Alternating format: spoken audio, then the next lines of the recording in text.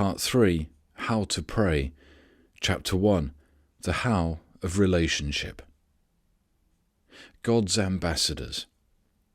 If I had an ambition to be the ambassador of this country to our mother country, there would be two essential things involved. The first and great essential would be to receive the appointment. I would need to come into certain relation with our President, to possess certain qualifications considered essential by him, and to secure from his hand the appointment and the official credentials of my appointment. That would establish my relationship to the foreign court as the representative of my own country, and my right to transact business in her name. But having gotten that far, I might go over there and make bad mistakes. I might get our diplomatic relations tangled up, requiring many explanations and maybe apologies, and leaving unpleasant memories for a long time to come. Such incidents have not been infrequent. Nations are very sensitive. Governmental affairs must be handled with great nicety. There would be a second thing, which if I were a wise enough man to be an ambassador, I would likely do. I would go to see John Hay and Joseph H. Choate, and have as many interviews with them as possible, and learn all I possibly could from them of London official life, court etiquette, personages to be dealt with, things to do and things to avoid, how to be a successful diplomat, and further the good feeling between the two governments, and win friends for our country among the sturdy Britons, would be my one absorbing thought. And having gotten all I could in that way, I would be constantly on the alert with all the mental keenness I could command to practice being a successful ambassador. The first of these would make me technically an ambassador. The second would tend towards giving me some skill as an ambassador. Now, there are the same two hows in praying. First, the relationship must be established before any business can be transacted. Then, skill must be acquired in the transacting of the business on hand. Just now, we want to talk about the first of these, the how of relationship in prayer. The basis of prayer is right relationship with God. Prayer is representing God in the spirit realm of this world. It is insisting upon His rights down in this sphere of action. It is standing for Him with full powers from Him. Clearly, the only basis of such relationship to God is Jesus. We have been outlawed by sin. We were in touch with God. We broke with Him. The break could not be repaired by us. Jesus came. He was God and man. He touches both. We get back through Him, and only so. The blood of the cross is the basis of all prayer. Through it, the relationship is established that underlies all prayer. Only as I come to God through Jesus to get the sin score straightened, and only as I keep in sympathy with Jesus in the purpose of my life, can I practice prayer. 6 sweeping statements. Jesus' own words make this very clear. There are 2 groups of teachings on prayer in those 3.5 years as given by the Gospel records. The first of these groups is in the Sermon on the Mount, which Jesus preached about halfway through the 2nd year of His ministry. The second group comes sheer at the end. All of it is in the last 6 months, and most of it in the last 10 days, and much of that on the very eve of that last tragic day. It is after the sharp rupture with the leaders that this second series of statements is made. The most positive and most sweeping utterances on prayer are here. Of Jesus' 8 promises regarding prayer, 6 are here. I want to ask you please to notice these 6 promises or statements, and then to notice their relation to our topic of today. In Matthew 18 verses 19 and 20 is the first of these. Again I say unto you, that if 2 of you shall agree on earth as touching anything that they shall ask, it shall be done for them of my Father who is in heaven. Notice the place of prayer, on earth, and the sweep, anything, and the positiveness, it shall be done. Then the reason why is given. For where 2 or 3 are gathered together in my name, there am I in the midst of them. That is to say, if there are 2 persons praying, there are 3. If 3 meet to pray, there are 4 praying. There is always one more than you can see. And if you might perhaps be saying to yourself in a bit of dejection, He'll not hear me, I'm so sinful, so weak. You would be wrong in thinking and saying so, but then we do think and say things that are not right. If you might be thinking that, you could at once fall back upon this: the Father always hears Jesus. And wherever earnest hearts pray, Jesus is there, taking their prayer and making it His prayer. The second of these, Mark chapter 11, verses 22 to 24. Jesus answering saith unto them, Have faith in God, with the emphasis double-lined under the word God. The chief factor in prayer is God. Verily I say unto you, whosoever shall say unto this mountain, Be thou taken up and cast into the sea. Choosing, do you see, the unlikeliest thing that might occur. Such a thing did not take place. We never hear of Jesus moving an actual mountain. The need for such action does not seem to have arisen. But he chooses the thing most difficult for his illustration. Can you imagine a mountain moving off into the sea, the Jungfrau or Blanc or Rainier? If you know mountains down in your country, you cannot imagine it actually occurring.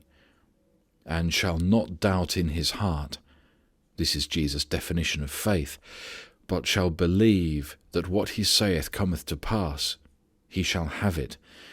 Therefore I say unto you, all things whatsoever ye pray and ask for, believe that ye receive them, and ye shall have them. How utterly sweeping this last statement.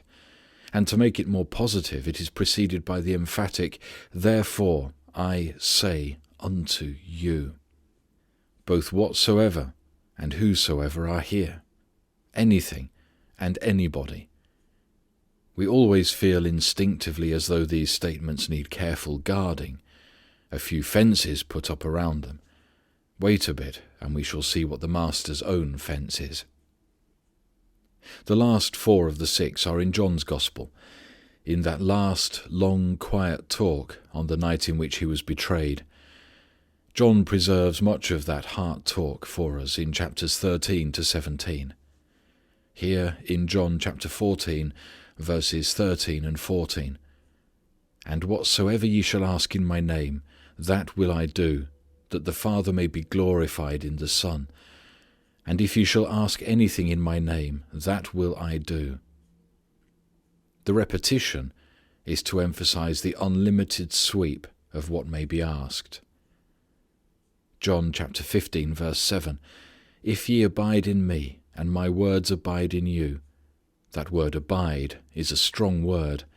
It does not mean to leave your cards, nor to hire a night's lodging, nor to pitch a tent, or run up a miner's shanty, or a lumberman's shack.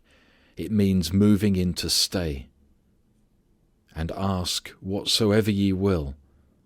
The old version says, ye shall ask. But here the revised is more accurate. Ask, please ask. I ask you to ask. There is nothing said directly about God's will. There is something said about our wills. And it shall be done unto you. Or a little more literally, I will bring it to pass for you. I remember the remark quoted to me by a friend one day. His church membership is in the Methodist Church of the North, but his service crosses church lines both in this country and abroad. He was talking with one of the bishops of that church whose heart was in the foreign mission field. The bishop was eager to have this friend serve as missionary secretary of his church. But he knew, as everybody knows, how difficult appointments oftentimes are in all large bodies. He was earnestly discussing the matter with my friend and made this remark: if you will allow the use of your name for this appointment, I will lay myself out to have it made. Now, if you will kindly not think there is any lack of reverence in my saying so, and there is surely none in my thought, That is the practical meaning of Jesus' words here. If you abide in me, and my words sway you, you please ask what it is your will to ask, and, softly, reverently now, I will lay myself out to bring that thing to pass for you. That is the force of his words here. This same chapter, 16th verse, Ye did not choose me, but I chose you and appointed you, that you should go and bear fruit, and that your fruit should abide, that whatsoever ye shall ask of the Father in my name, he may give it to you. God had our prayer partnership with himself in his mind in choosing us. And the last of these, John chapter 16, verses 23 and 24, second clause, Verily, verily, I say unto you, if ye shall ask anything of the Father, he will give it you in my name. Hitherto have ye asked nothing in my name. Ask, and ye shall receive, that your joy may be fulfilled. These statements are the most sweeping to be found anywhere in the Scriptures regarding prayer. There is no limitation as to who shall ask, nor the kind of thing to be asked for. There are 3 limitations imposed. The prayer is to be through Jesus. The person praying is to be in fullest sympathy with him, and this person is to have faith. Words with a freshly honed razor edge. Now please group these 6 sweeping statements in your mind and hold them together there. Then notice carefully this fact. These words are not spoken to the crowds. They're spoken to the small inner group of 12 disciples. Jesus talks one way to the multitude. He oftentimes talks differently to these men who have separated themselves from the crowd and come into the inner circle. And notice further that before Jesus spoke these words to this group of men, he said something else first, something very radical, so radical that it led to a sharp passage between himself and Peter, to whom he speaks very sternly. This something else fixes unmistakably their relation to himself. Remember that the sharp break with the national leaders has come. Jesus is charged with satanic collusion. The death plot is determined upon. The breach with the leaders is past the healing point. And now the Master is frequently slipping away from the crowd with these 12 men and seeking to teach and train them. That is the setting of these great promises. It must be kept continually in mind. Before the Master gave himself away to these men in these promises, he said this something else. It is this. I quote Matthew's account. If any man would come after me, let him deny himself and take up his cross, daily, Luke's edition, and follow me. Matthew chapter 16, verse 24. These words should be written crosswise over those 6 prayer statements. Jesus never spoke a keener word. Those 6 promises are not meant for all.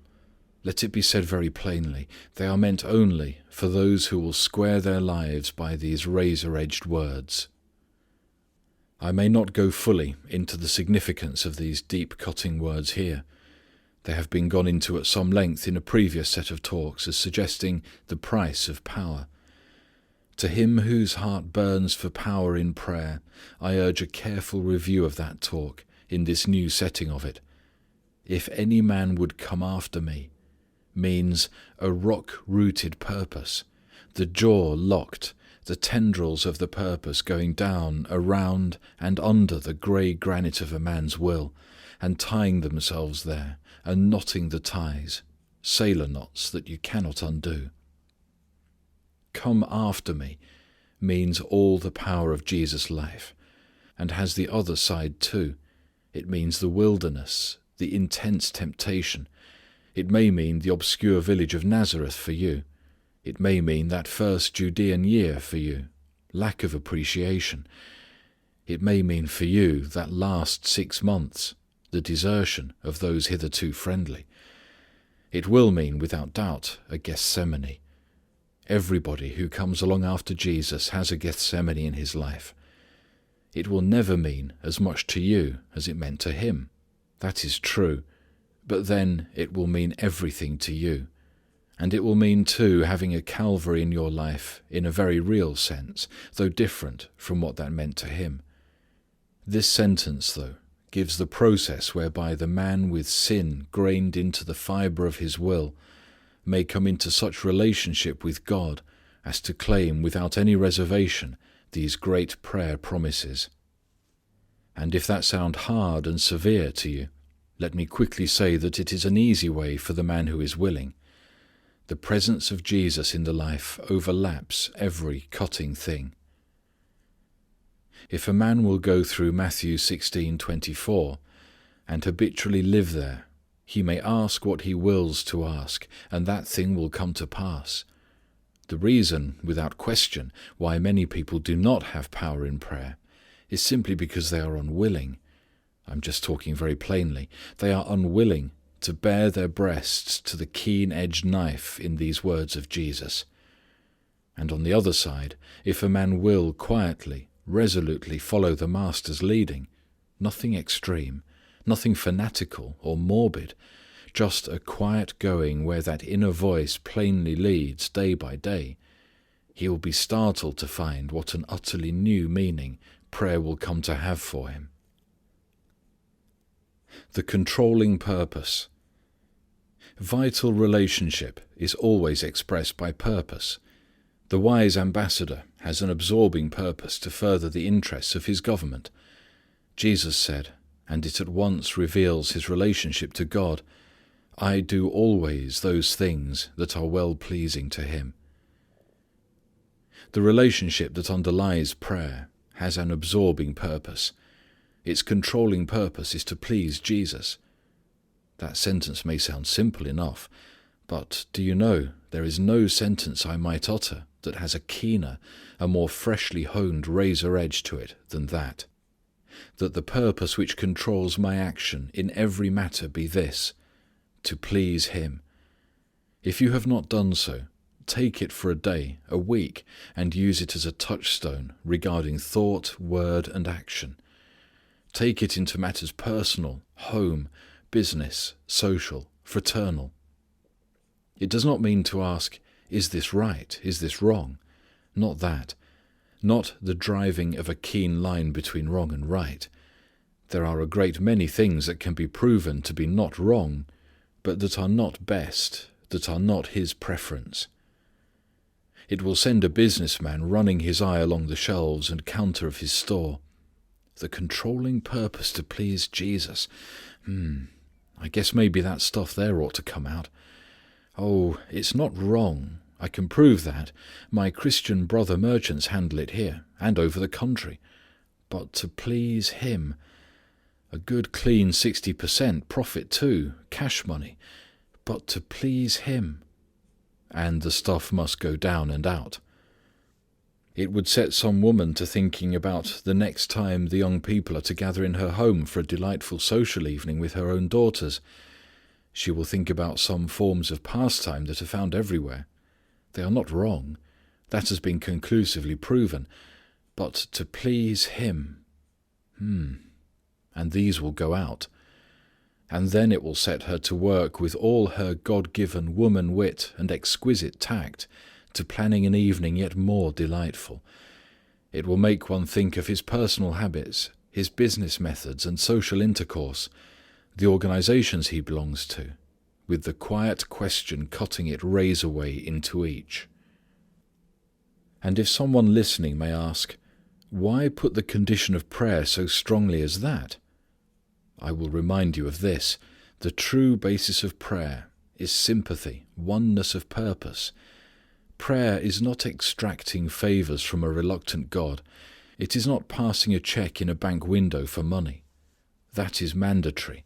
The roots of prayer lie down in oneness of purpose.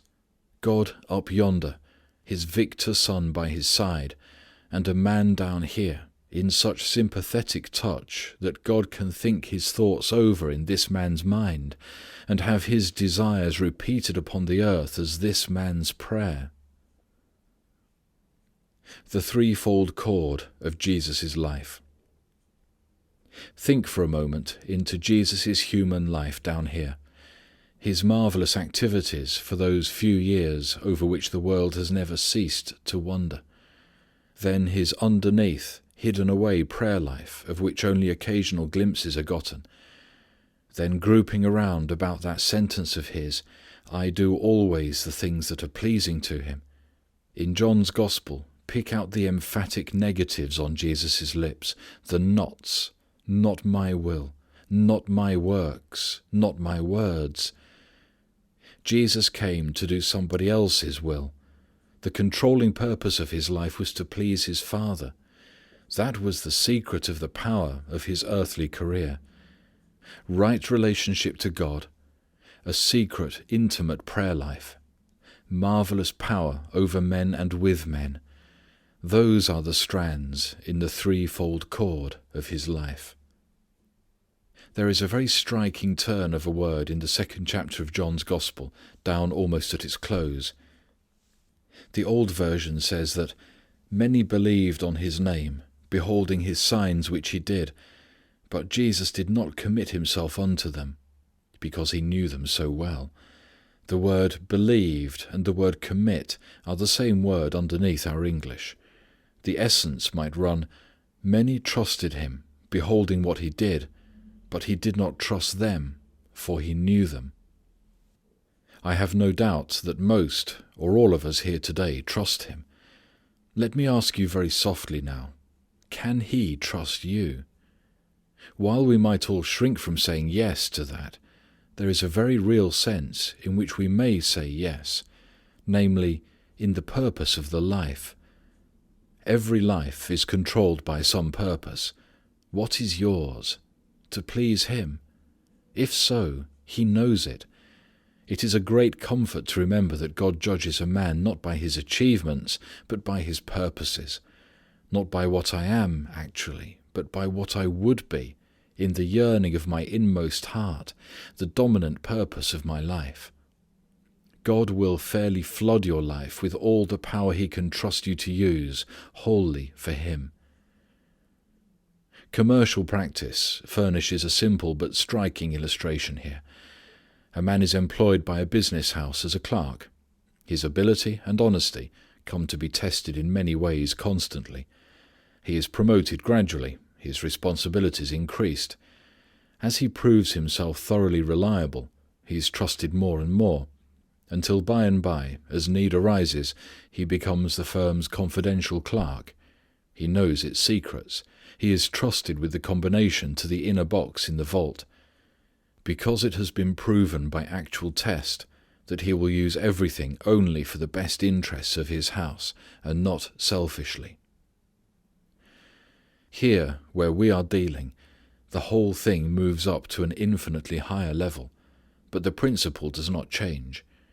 If I will come into the relationship implied in these words, it shall be the one controlling desire and purpose of my life to do the things that please him. Then I may ask for what I will, and it shall be done. That is how to pray, the how of relationship.